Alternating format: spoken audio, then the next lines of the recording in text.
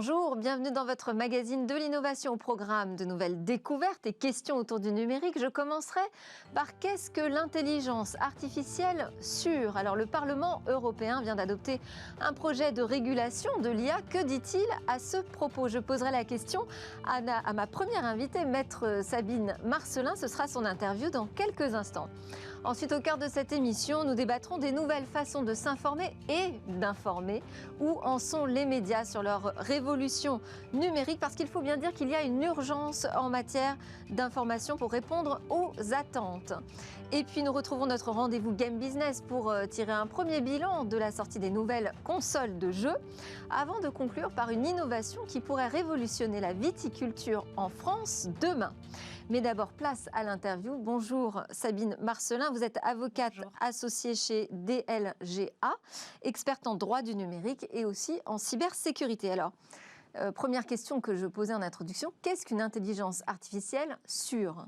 Alors l'intelligence artificielle, c'est en fait un grand progrès de l'informatique et qui va permettre de développer des fonctionnalités très avancées, d'apprendre de sa pratique. Mais effectivement, c'est une telle puissance qu'il faut qu'on ait des assurances, il faut qu'elle soit sûre. Et pour ça, il faut qu'elle respecte la réglementation, mais il faut aussi qu'elle ait un caractère éthique pour ne pas entraîner de discrimination.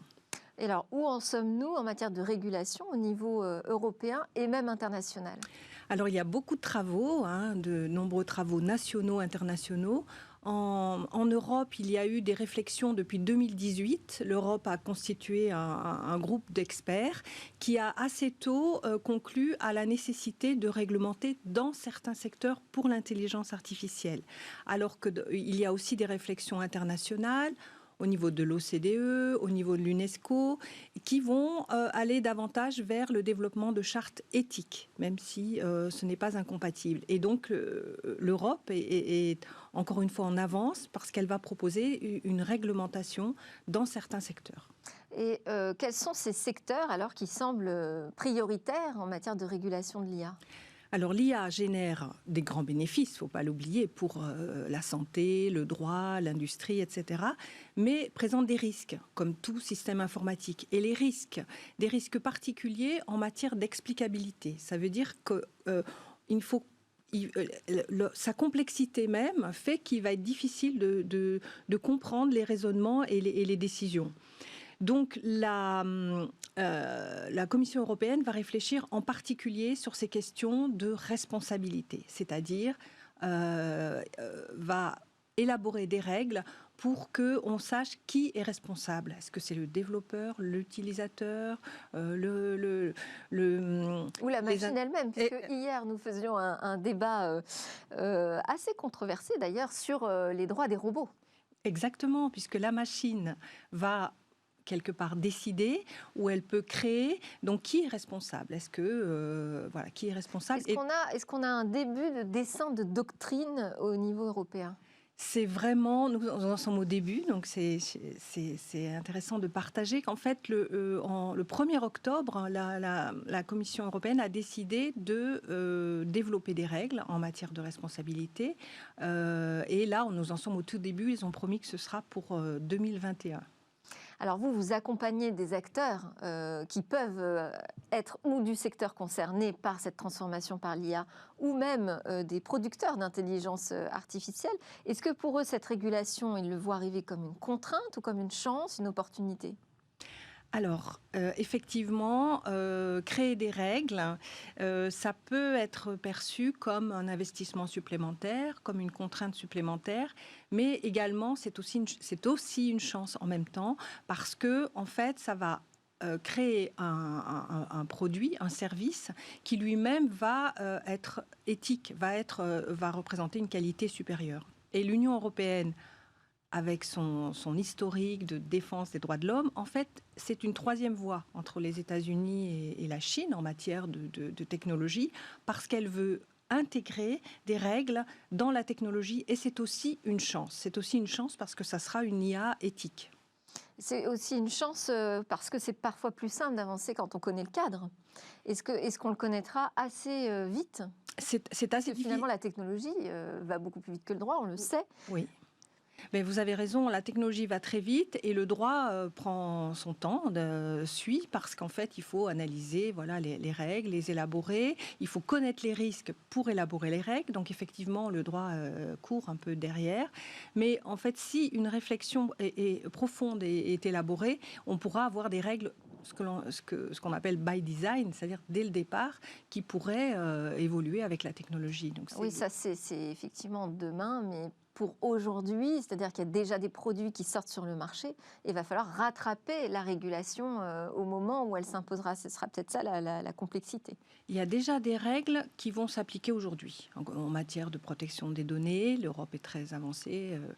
Mais par contre, il y a des nouvelles questions. L'introduction de l'explicabilité, nous l'avons vu, l'introduction de biais, éviter qu'il y ait des biais, c'est-à-dire des distorsions, des analyses incitées par les erreurs ou les préjugés de ceux qui ont programmé l'IA. Et donc, pour éviter cela, il faut réfléchir en amont et introduire des règles soit éthiques, soit juridiques. Alors, vous êtes également lieutenant-colonel de la réserve citoyenne de la cyberdéfense à la gendarmerie. Est-ce que vous voyez l'IA soulever aussi des nouvelles questions en matière de protection des États ? Alors l'IA va à la fois être un outil au service de la sécurité des entreprises et de l'État, mais bien évidemment va introduire des nouveaux risques. Et là, à ce sujet, il y a une étude toute récente qui vient d'être portée par Europol pour analyser, là encore une fois, intégrer dès le départ cette analyse de risque afin que les acteurs connaissent bien ces risques et puissent intégrer des solutions adapter et éviter et limiter les risques. Et n'est-ce pas une complexité d'avoir des doctrines différentes, justement, en fonction des continents ? C'est assez difficile puisqu'on a des familles de droits, alors que l'IA est par nature internationale. C'est une technologie sans frontières. Donc effectivement, Et il y a une réflexion de régulation internationale ? Oui, il y a des travaux au niveau de l'OCDE, mais qui vont proposer plutôt des règles éthiques. Et il y a des travaux au niveau de l'UNESCO pour que aussi l'IA soit inclusive, soit ouverte. Alors, cette frontière entre l'éthique et le droit et la régulation, la réglementation, elle est assez floue pour moi. En fait, l'éthique, ce sont les règles générales issues de la philosophie qui vont être intégrées dans les processus humains. Qui n'a pas de caractère contraignant. Exactement, qui n'a pas de caractère contraignant. Mais l'histoire du droit montre qu'en fait, le droit va quand même puiser des éléments pour construire des règles contraignantes à partir de l'éthique. Donc, en fait, la frontière n'est pas toujours simple. Merci beaucoup, Maître Sabine Marcelin, avocate associée chez DLGA, experte en droit du numérique, pour ces explications, ce début de perception de la doctrine européenne en matière de régulation de l'IA. Nous, c'est l'heure de notre débat sur les nouvelles façons d'informer.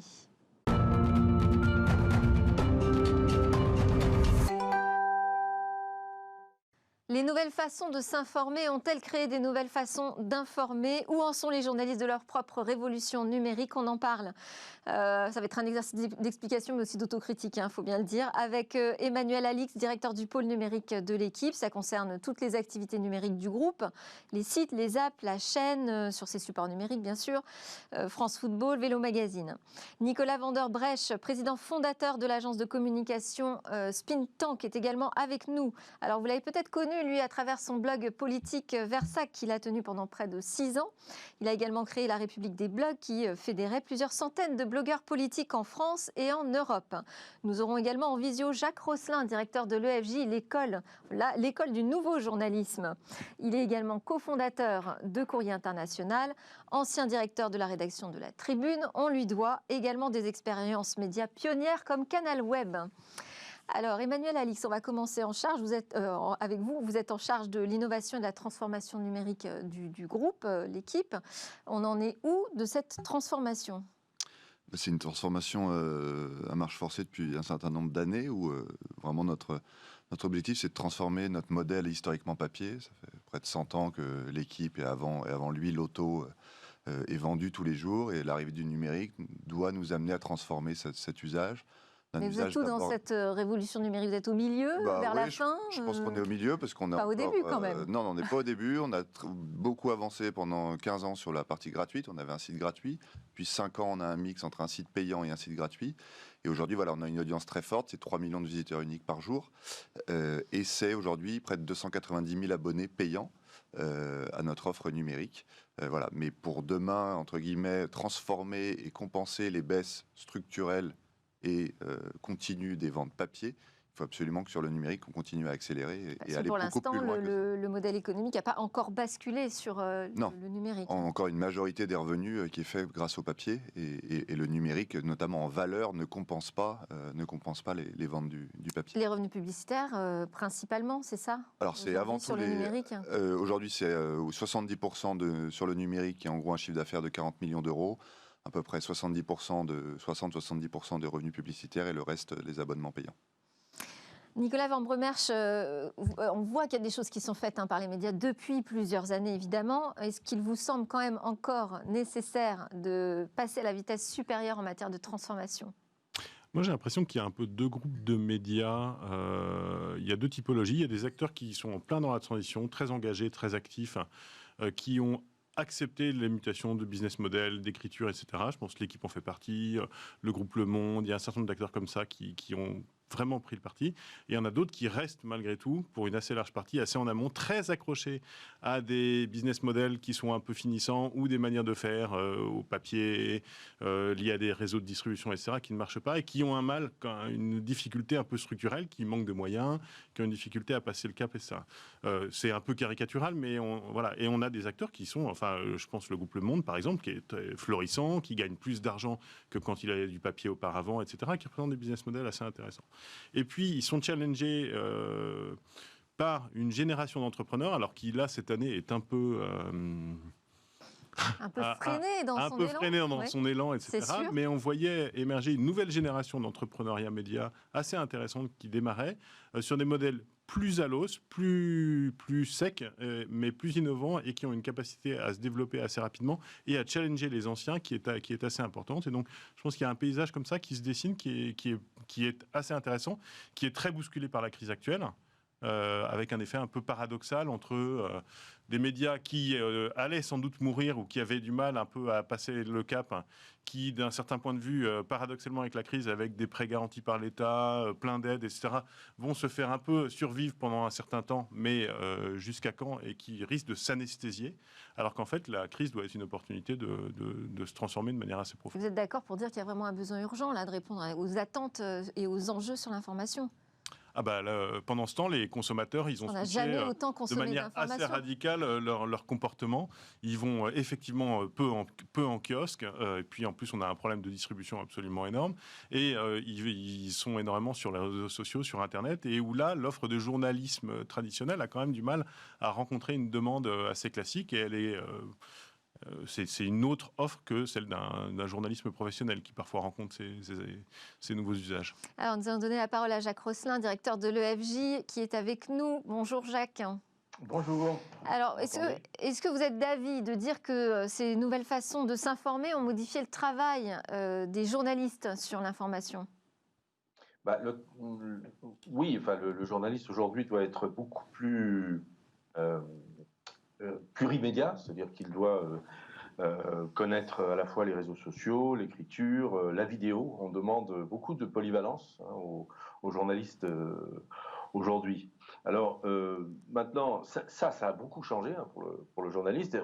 Parfois, c'est lui-même qui devient média. On en voit en ce moment un essor des newsletters, qui est un vieux média, un média de lettres d'information, où là, finalement, ce sont des journalistes qui développent leur marque sur le net, développent leur relation directe avec le lecteur par-delà le média.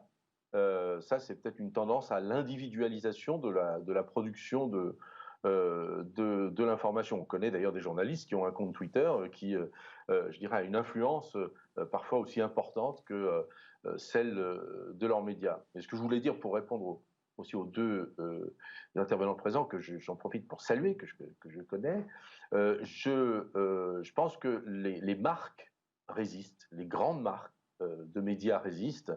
Aujourd'hui, on ne peut plus réellement parler de médias traditionnels. Hein. Ce sont des médias qui ont quand même bien engagé leur mutation numérique, l'équipe évidemment, le monde, etc.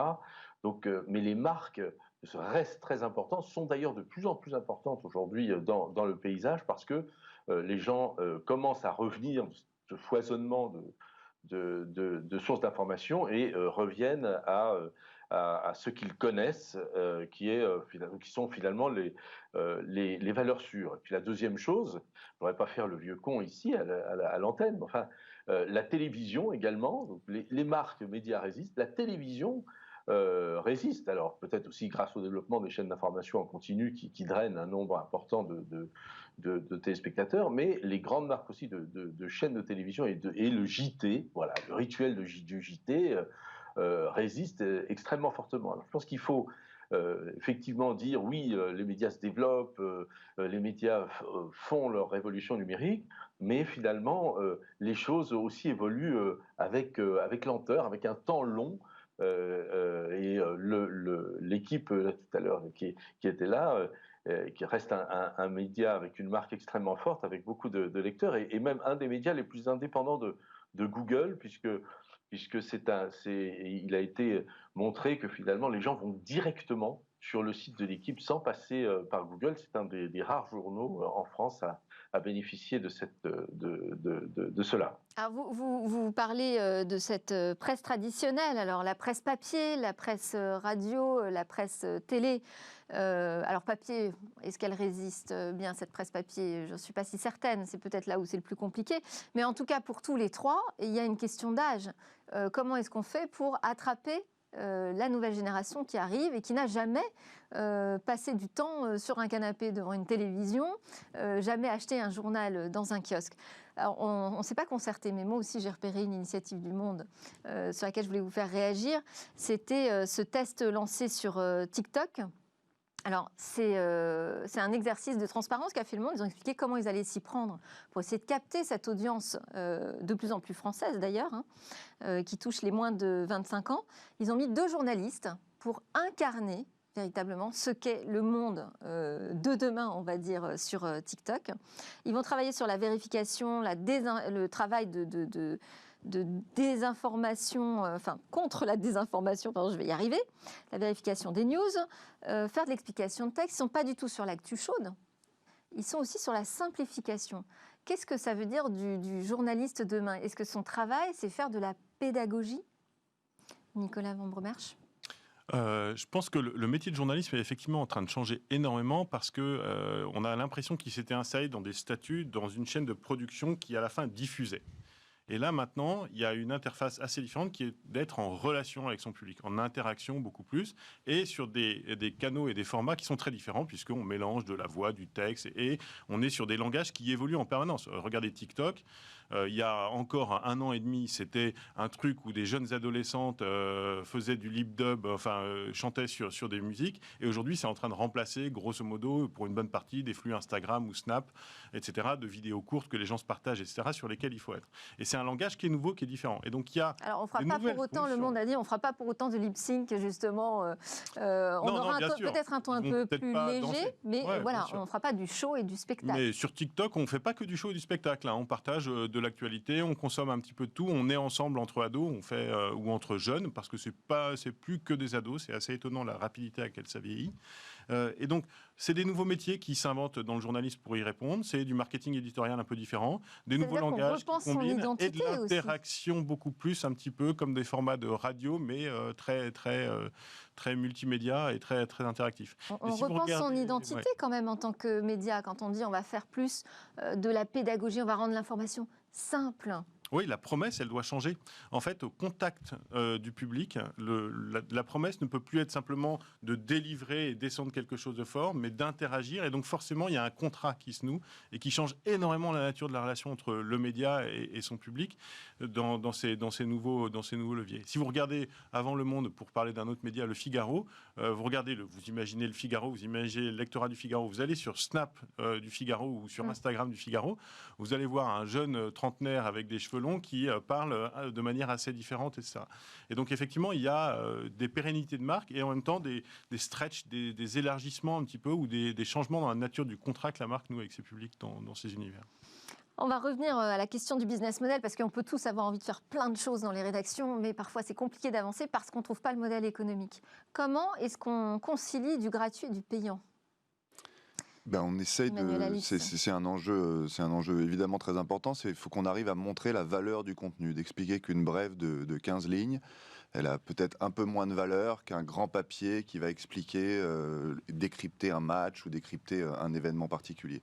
Donc toute la difficulté, et c'est aussi ça qui fait un peu transformer les entreprises médias, où le marketing travaille mieux avec la rédaction pour essayer de comment on arrive à mettre ça en scène. Les exemples de TikTok ou Snapchat, c'est exactement ça. C'est comment on arrive à les proposer une offre, à les toucher une cible particulière pour leur dire l'équipe, ce n'est pas que le journal de ton père ou de ton grand-père, mais c'est également une marque qui sait parler de sport, qui, je ne crois pas, remet en cause son identité, qui est de donner une information de qualité, vérifiée, etc., comme Le Monde peut le faire sur TikTok, l'exemple précédent, et d'arriver à amener ces gens sur nos supports et d'arriver à leur montrer la différence entre un contenu qu'ils peuvent lire un peu partout, un tel a gagné, etc., mais l'équipe, ils vont apporter quelque chose en plus, un décryptage, une valeur ajoutée. C'est ça aujourd'hui tout l'enjeu. Ça veut dire avoir des plumes, avoir des exclusivités, mais ça Évidemment. a toujours existé. Là, c'est juste que la bagarre est encore plus dure. Mais c'est pour ça que je ne suis pas sûr que ça ait beaucoup changé. Ouais. C'est d'autres supports, c'est une autre manière d'aborder les choses, mais il faut toujours avoir de l'info, de l'info, de l'info, de l'info. De payer pour cette information. Et j'ai l'impression que ça change, parce qu'on le voit, on l'a vu avec le premier confinement, l'explosion des abonnements chez, on va dire, Le Monde, Le Figaro principalement, où ils ont fait des chiffres de recrutement d'abonnés. Les gens, quand il y a un événement important, ils savent se tourner, comme Jacques l'évoquait tout à l'heure, vers les grandes marques. Les grandes marques sont là, on sait qu'on peut s'y référer, on sait qu'il y a un travail sérieux qui est fait derrière. Et je trouve que ces événements récents montrent que ces grands médias-là, généralistes, peuvent s'en sortir. Et nous, à l'équipe, on le voit également sur les grands événements sportifs, où quand il y a une grande victoire, quand il y a un grand événement, les gens se tournent vers nous pour avoir l'avis de l'équipe, comme ils veulent le décryptage du Monde, du Figaro, du Parisien. Jacques Rosselin, ce qu'on voit, c'est que les médias, avancent, mais quand même, ils sont plutôt suiveurs, non ? Plutôt que pionniers. Non, enfin, je trouve qu'on est toujours injuste avec ces grandes marques de médias. Qui, je me rappelle, enfin, Le Monde, J'essaye de ça faire fait quand un peu même d'autocritique quand même dans cette émission.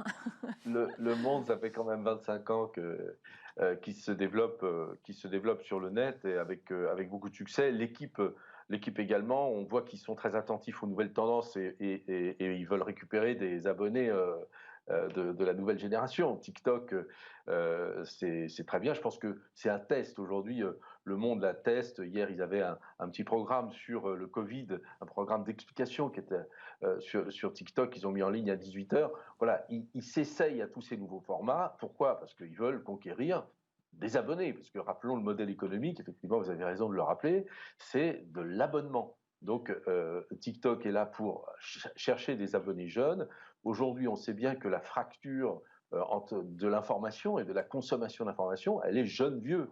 Les vieux consomment très différemment, enfin les vieux, oui, comme moi, mais les vieux, je dirais au-delà de 30 ou 40 ans, je ne connais pas la ligne exacte de fracture, mais il y a évidemment les jeunes qui consomment beaucoup sur les réseaux sociaux, énormément, des jeunes qui ont une certaine défiance vis-à-vis des médias et de l'information, qui est en fait parallèle à celle de la défiance vis-à-vis du monde politique. Et donc ces jeunes, il faut essayer de les attraper par les réseaux sociaux, qui sont le mode d'accès numéro 1 pour eux à l'information. Et c'est en cela que les médias, alors, ne sont pas suiveurs. Moi, je ne dirais pas qu'ils ne sont pas suiveurs. Je pense qu'ils sont sur le coup, et ils essayent justement de faire du marketing à travers ces réseaux sociaux pour aller chercher ce qui fait le cœur de leur business model, c'est-à-dire l'abonnement.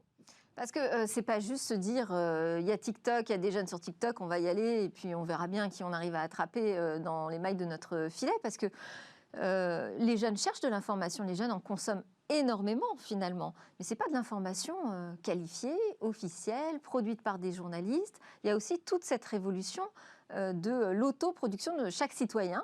Aujourd'hui, produit de l'information. Comment on se positionne par rapport à ça quand on est une profession avec une déontologie ? Est-ce qu'il faut revoir un petit peu nos méthodes de travail ? Nicolas Vambremersch. Oui, je pense qu'il faut les revoir assez profondément. Moi, effectivement, il y a ce prisme jeunesse avec une différence énorme entre TikTok, Instagram d'un côté, et puis des vieux qui seraient plus sur un web traditionnel et du papier, etc. Mais entre les deux, il y a un océan de l'Internet beaucoup plus mixte. La moyenne d'âge sur YouTube, c'est à peu près mon âge de 45 ans. Un petit peu plus jeune, mais enfin, pas tant que ça. Et c'est pas très très loin de l'âge moyen des Français. Ou si on prend Facebook. Il y a plein de vieux sur YouTube, ou sur Facebook également, etc. etc. Et là-dessus, on est tous acteurs, on partage, on bricole, et on est dans un schéma d'autonomie ou d'illusion d'autonomie où on recherche, on compare, on est interactif, etc. Et ça, c'est le plus gros challenge pour moi, pour les rédactions qui ont l'habitude plutôt de produire et de donner, et pas d'interagir et de penser la personne comme autonome dans un chemin, et qui se pense un peu en monopole. Alors, en réponse à ça, les grandes marques ont de la chance. L'équipe, le New York Times, Le Monde, etc. ont de la chance parce qu'elles peuvent venir avec de la puissance et de la force et venir avec leur marque. Et à la spectre inverse, c'est de l'individu, effectivement, c'est la newsletter, c'est le journaliste, etc. Moi, il y a un journaliste que j'aime beaucoup, que je connais depuis 20 ans, qui est Matt Yglesias, qui avait créé Vox aux États-Unis. Il vient de quitter Vox, qui était un succès extraordinaire, qui a été un des médias les plus suivis de ces dernières années, qui a inventé beaucoup de nouveaux langages sur la politique, etc. Il vient de quitter Vox pour recréer une newsletter de rapport avec un public, etc., réinterroger des gens, etc., rentrer dans une logique. Et il a sa marque personnelle est beaucoup plus forte, alors qu'ils avaient créé une des marques et un des médias les plus intéressants du monde. Et c'est quelque chose d'assez, je pense, assez challengeant. Parce que le média lui a pas laissé la place, parce que les médias laissent pas la place à leurs journalistes pour s'exprimer. Il s'embêtait.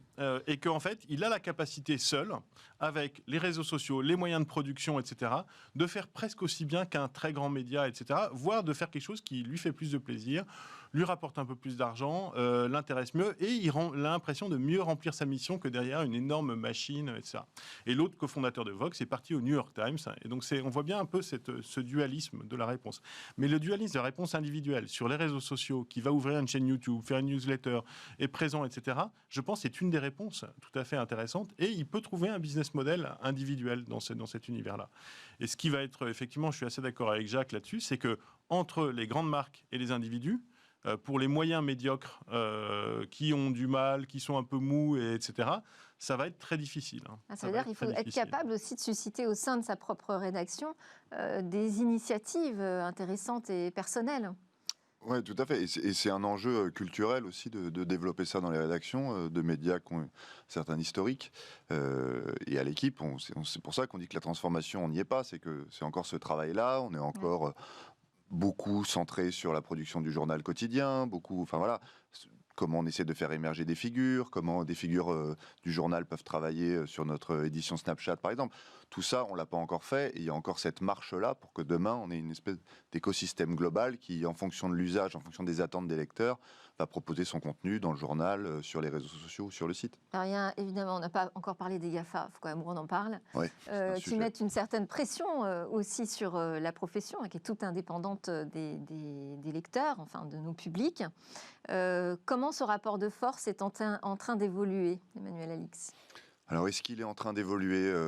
On l'espère. Il y a eu des premières négociations qui ont semblé plus favorables que les précédentes. Alors, on semblait, mais on y est. Sur la rémunération, juste pour expliquer un petit peu, vous voulez le faire, allez-y. Non, allez-y. Sur la rémunération, en fait, que Google pourrait reverser aux éditeurs qui mettent en avant, en fait, leur contenu sur Google Actu.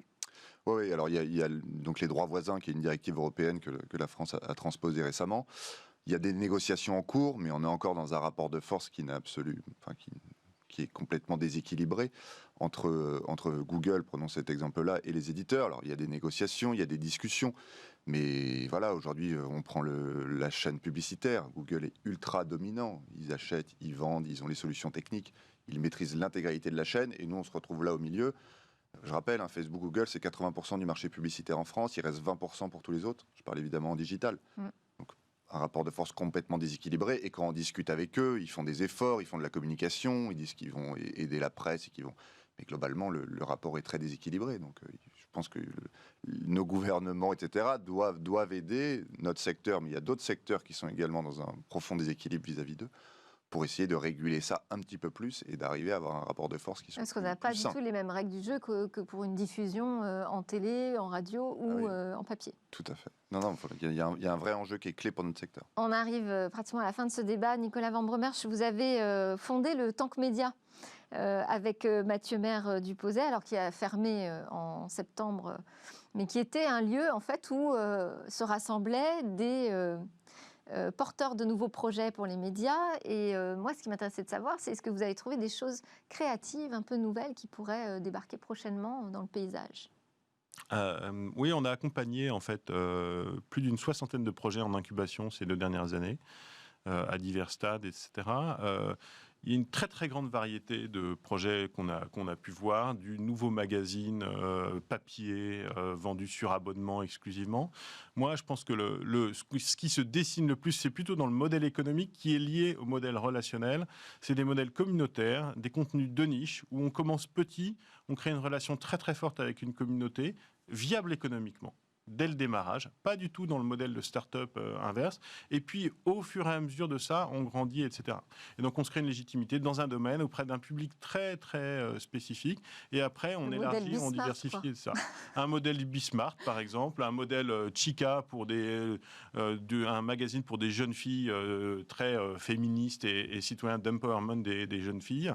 Des modèles de newsletter très spécifiques et très dédiés, dans des univers plutôt professionnels, semi-professionnels ou de passion ou de segmentation assez forte. Et autour de ça, on va après peu à peu développer, agréger et construire autour d'un nouvel usage. Et souvent, le nouvel usage, c'est newsletter qui revient beaucoup, qui est une réponse au flux d'informations, ou podcast qui est un endroit d'émergence, etc. Ou effectivement, un petit peu, il y a des projets un peu vidéo, chaîne YouTube ou télévision dans des univers de niche qui ont pas tellement évolué ces derniers temps, dans lesquels il y avait des opportunités. Mais il y a encore beaucoup à faire dans les médias. Il y a beaucoup d'opportunités. La crise actuelle est un moment, je pense, globalement très difficile. Mais dans les moments difficiles, c'est aussi des endroits où s'ouvrent des opportunités. Et donc, l'énergie entrepreneuriale, je pense qu'elle a encore vocation à revenir et à challenger cet univers-là. C'est pas l'univers entrepreneurial des années 60 et des Citizen Kane et des grands manias de la presse. C'est une autre énergie entrepreneuriale, plus sèche, plus cycliste que rugbyman, pour prendre des sujets d'actualité. Pour parler à Emmanuel Alix. Voilà. C'est plus dur au mal.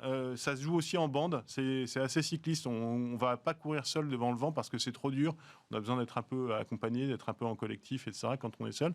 Mais c'est beaucoup des petites aventures individuelles ou de micro-équipes, je pense, le paysage des médias de demain.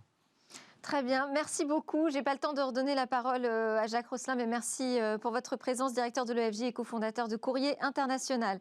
Merci Emmanuel Alix, directeur du pôle numérique du groupe L'Équipe, et Nicolas Van-Bremersch, président fondateur de l'agence Spin Tank. Merci pour cette image donc, du nouveau journaliste cycliste. Juste après la pause, on s'intéresse aux nouvelles consoles. On va faire un bilan sur ce qui est sorti sur le marché.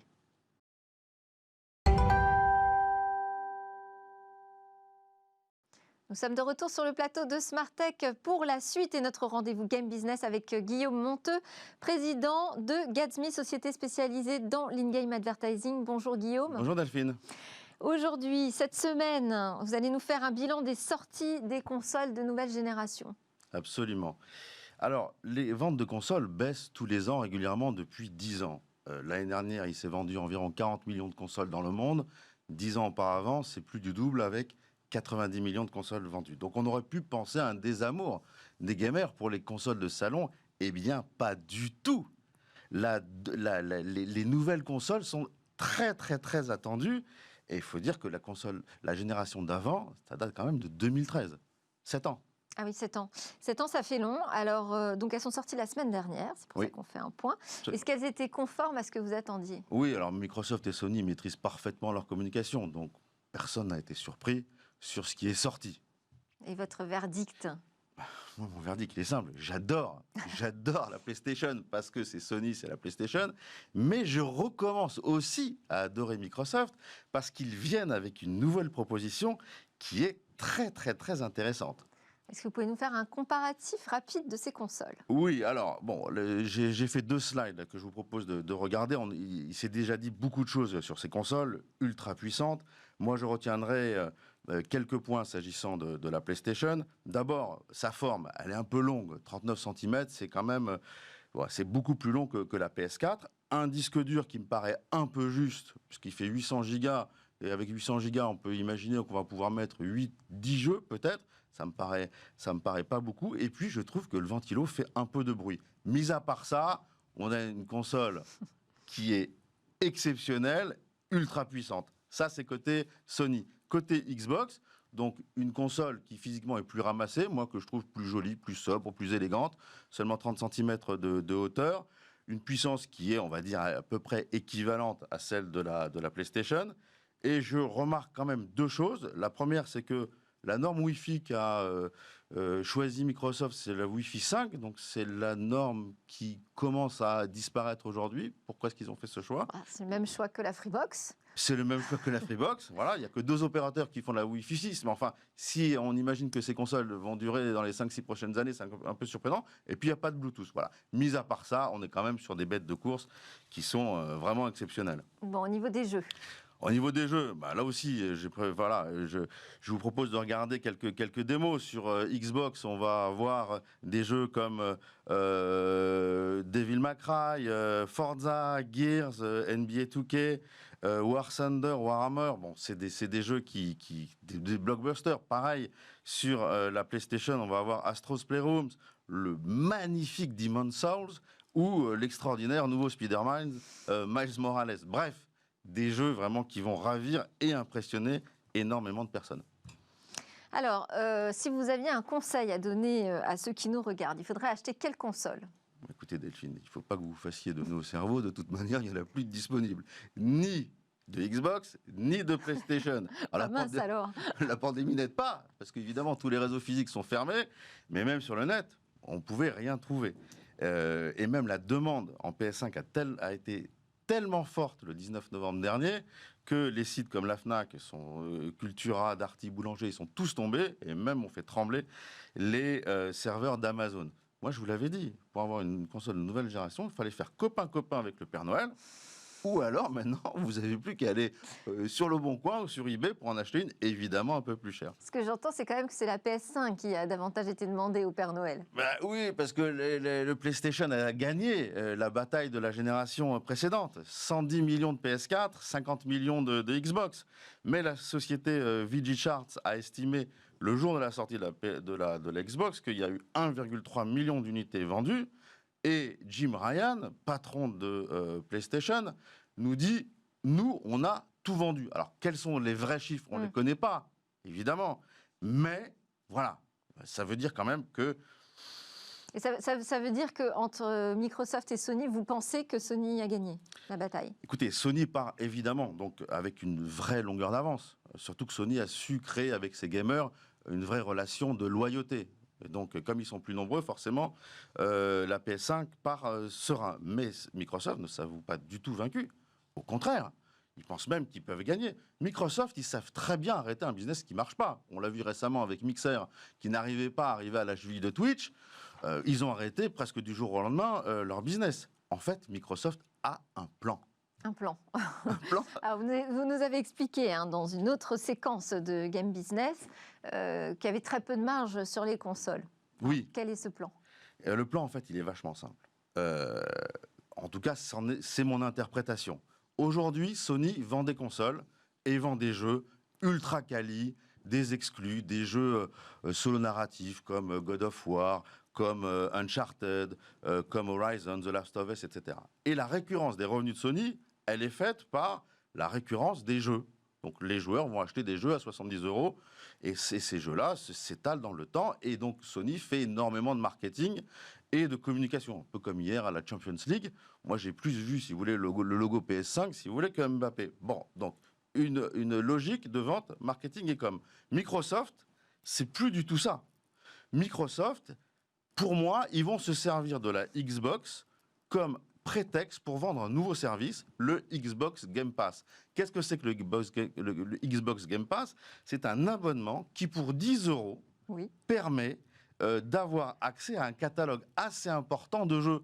Mais ce catalogue, il n'est pas du tout moisi. Dans ce catalogue, on va pouvoir retrouver des jeux de très grande fraîcheur et des exclusivités. Vous comprenez bien que pour 10 € par mois, c'est un meilleur deal. Donc, la stratégie aujourd'hui de Microsoft n'est plus une stratégie de logique et de marketing qu'ils avaient d'ailleurs perdu dans la génération précédente, mais va être une logique de d'acquisition et de rétention, exactement comme Netflix. Ils font le pari que la consommation des jeux va changer pour cette nouvelle génération. Et donc, Microsoft vient d'acheter ces dernières années énormément de grands studios de développement et des franchises monstrueuses, Fable, Forza, Age of Empires, Halo, Gears of War, Flight Simulator et encore plus récemment, la société ZeniMax qui vient d'acheter 7,5 milliards de dollars. C'est plus de 2 fois ce que Disney a payé pour acheter LucasArts avec la franchise Star Wars. Et dans ce studio, ils ont des franchises comme Fallout, comme Elder Scrolls, Doom, Wolfenstein, etc. On parle même que Microsoft a envie de racheter aujourd'hui Sega. Donc, petite conclusion, Guillaume. Petite conclusion, c'est que Microsoft a décidé évidemment d'investir beaucoup d'argent et d'aller puiser dans les poches de Microsoft pour s'imposer sur le marché de la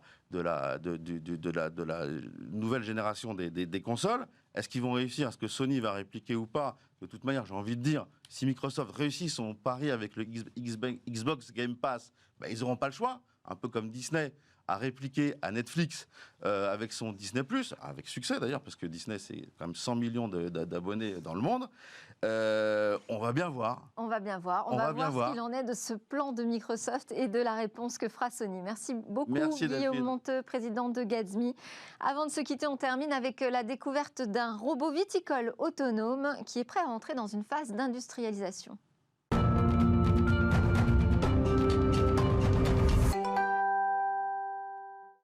À quoi ressemblera demain chaque jour? Cécilia Sévry partage avec nous l'une de ses trouvailles. Aujourd'hui, depuis son lieu de confinement, elle a choisi de nous parler de robots qui arrivent pour travailler dans les vignobles. On regarde. Bonjour Delphine, alors aujourd'hui je vous présente un robot viticole et il porte bien son nom puisqu'il s'appelle Bacchus, avec un K en référence bien sûr au dieu romain du vin et de la festivité. Alors ce robot il est destiné à remplacer le viticulteur, mais pas pour le ramassage. Ici il s'agit d'automatiser le traitement des vignes pour moderniser le secteur viticole. Alors ce robot il a été conçu par une entreprise française qui s'appelle Vitibot et elle vient de remporter la médaille de bronze au palmarès Vinitech 2020 en version virtuelle. Alors concrètement, c'est un robot 100% autonome, c'est-à-dire qu'il peut accomplir seul des opérations de pulvérisation, mais aussi de rognage ou d'effeuillage des vignes, jusqu'aux tâches de traitement du sol, du travail du sol précisément. Alors il est équipé d'une intelligence artificielle spécialisée dans l'analyse d'images et l'étude environnementale. Elle traite les données envoyées par 8 caméras de contrôle TOF. Ce dispositif détecte donc une zone précise à pulvériser grâce à l'intelligence artificielle et alors son algorithme va mémoriser cette zone qui aura été pulvérisée. Une précision qui permet donc une économie en produits phytosanitaires et aussi en pesticides de 30%. Et ça, c'est véritablement une bonne nouvelle pour l'environnement. Et puis en plus, ces caméras permettent d'avoir aussi un rendu en temps réel et en 3D, car le dispositif est en fait relié au smartphone du viticulteur qui peut tout surveiller à distance. Le robot peut alerter son propriétaire, par exemple par SMS en cas d'anomalie, comme par exemple une intrusion ou un obstacle, ou même un problème dans la culture qu'il aura pu identifier grâce à l'intelligence artificielle. L'obstacle, ce serait grâce à ses capteurs, au nombre de 12, qui sont situés tout autour de l'engin. Le viticulteur peut alors donc actionner à tout moment l'arrêt de la machine, mais il y a aussi une sécurité intégrée à la machine qui peut elle-même s'arrêter en cas de problème. Et puis Bacchus est aussi capable d'adapter son allure en fonction de la topographie du sol. Mais ce n'est pas tout, cette technologie est aussi dotée d'une vision infrarouge 360 degrés, ce qui permet en fait à l'engin véritablement de travailler de jour comme de nuit et en plus de le faire 10 heures d'affilée au minimum. C'est l'autonomie minimum de cet appareil. Alors il faut le dire, c'est un robot enjambeur 100% électrique. C'est important car les tracteurs aujourd'hui ou toute autre machine utilisée traditionnellement consomment en moyenne 10 litres de gasoil par heure pour une grande surface de champ. Ici Bacchus en revanche, consomme seulement 1 € d'électricité par heure, d'après son constructeur. Et puis la prochaine étape, alors pour la société Vitibot, justement le constructeur, ce serait l'industrialisation. Au total, l'entreprise a déjà commercialisé, il faut le dire, une quinzaine de ces robots, mais elle vient tout juste de conclure une levée de fonds réussie de 11 millions d'euros.